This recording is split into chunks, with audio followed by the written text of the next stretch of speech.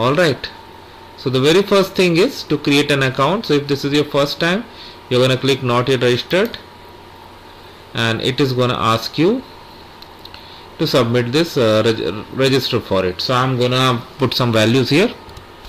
So what happens is, once you register, it sends an email to you, and that will have the link, and from there you are going to verify your account and do the password active creation.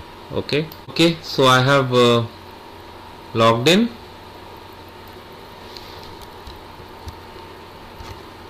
So basically we get a link in the email that we have to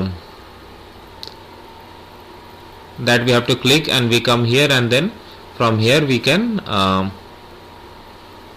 create a password, and now it's good. So we can click on go back to login. So I'm gonna once you log in, this is what you see, where it's